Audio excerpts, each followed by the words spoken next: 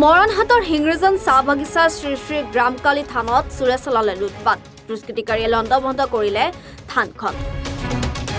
মৰণহাট আৰক্ষী থানাৰ অন্তৰ্গত হিংৰিজন চাহ বাগিচা স্থিত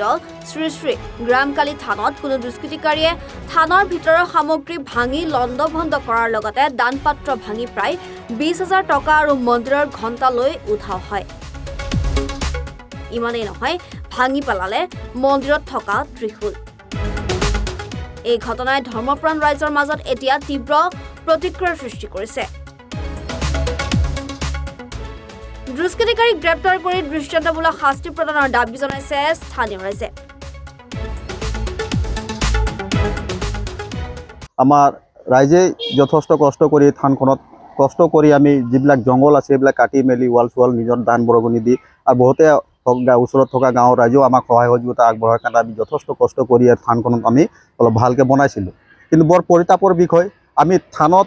আগত যিবিলাক সেৱা কৰিব আহিছিলে তেখেতলোকে মাটিত পইচা থৈ দিছিলে সেইটো হিচাপে থানত বহুত মানুহে প্ৰমাণ পাইছিলে তেখেতলোকে নিজৰ দান বৰগণি দিবৰ কাৰণে সেৱা কৰিবৰ কাৰণে আমি এটা দান পেটি বনাই থৈছিলোঁ প্ৰায় 2 বছৰ ধৰি দান পেটিত মানে যথেষ্ট আমাৰ 15,000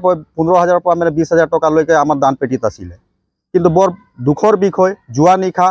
কোনোবা চোৰে দুষ্ট লোকে আহি আমাৰ থানৰ ভিতৰত সোমাই আমাৰ ফটোবিলাক একদম উলংঘ কৰিলে আমাৰ থানৰ অৱস্থা বেয়া কৰিলে বেয়া কৰাৰ পিছত আমাৰ যোনটো দান পেটি আছিলে দান পেটিটো ভাঙি মেলি তাৰ পৰা পইচাখিনি উলিয়াই লৈ গৈছে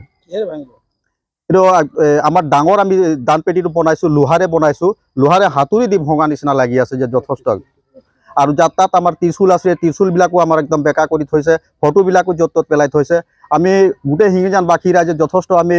দুখ প্ৰকাশ কৰিছোঁ আৰু আমি প্ৰশাসনক অনুৰোধ কৰিছোঁ যাতে এই চোৰবিলাকক অতি সোনকালে যাতে এই চোৰবিলাকক মানে কাৰাক্ত কৰি আমাৰ গোটেই হিঙিজান ৰাইজক মানে মনত এটা সান্তনা দিব বুলি আমি অনুৰোধ জনাইছোঁ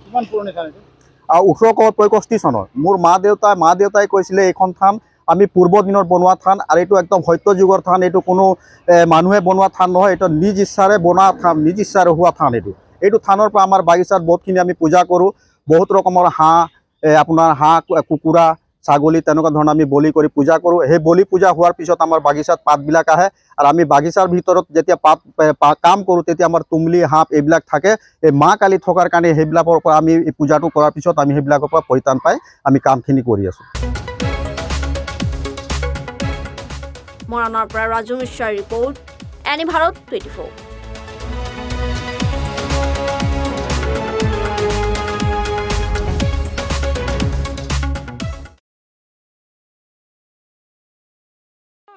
ৰব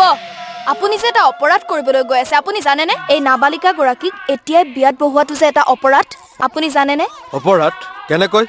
মোৰ ছোৱালী মোৰ কথা তুমি যিয়েই নোকোৱা ভূঞা 18 বছৰৰ তলৰ যিকোনো কন্যা সন্তানৰ বিয়া দিলেই আইনগতভাৱে এক দণ্ডনীয় অপৰাধ বিয়া দিয়াজন যিমান দায়ী বিয়া পতাজনো সমানে দায়ী এতিয়া তাই পঢ়া শুনা কৰাৰ বয়স খেলা ধূলা কৰাৰ বয়স তাইক খেলিবলৈ দিয়ক পঢ়িবলৈ দিয়ক আৰু চাব এদিন আপুনি তাইক লৈ গৌৰৱ অনুভৱ কৰিব পাৰিব এতিয়াই তাইক সংসাৰৰ বোজা দি তাইৰ ভৱিষ্যত জীৱনটো অন্ধকাৰ কৰাৰ অধিকাৰ তোমাৰ জানো আছে মোৰ ভুল হৈ গ'ল মাজনী মোক ক্ষমা কৰিবা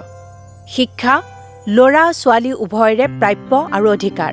আপোনাৰ কন্যা সন্তানক তাইৰ এই প্ৰাপ্যৰ পৰা বঞ্চিত নকৰাব বাল্য বিবাহ ভাৰতীয় আইনৰ দ্বাৰা বিহিত এক দণ্ডনীয় অপৰাধ এনে অপৰাধ কৰি আপোনাৰ কন্যা সন্তানৰ ভৱিষ্যত অন্ধকাৰৰ মাজলৈ ঠেলি নিদিব নমস্কাৰ মই উৎপল দাস আৰু আপোনালোকে চাই আছে এনি ভাৰত আৰু আপোনালোকক জনাবলৈ পাই মই বহুত সুখী হৈছোঁ যে আমাৰ সকলোৰে মৰমৰ শ্ৰদ্ধা জুবিন গাৰ্গৰ গীতসমূহৰ ভিত্তিত এটা খুব সুন্দৰ ৰিয়েলিটি শ্ব' এনি ভাৰতে আয়োজন কৰিছে জুবিনৰ গানে কি আনে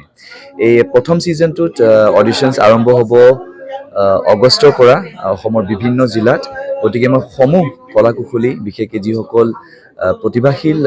গায়ক গায়িকা আছে আমাৰ সমাজত তেওঁলোকলৈ মই এটা আহ্বান জনাইছোঁ তেওঁলোকে প্ৰস্তুত হওক এই ৰিয়েলিটি শ্ব'ৰ বাবে আৰু তাৰিখটো হৈছে 15 আগষ্ট 2024 চন এনি ভাৰতৰ অডিশ্যন জুবিনৰ গানে কি আনে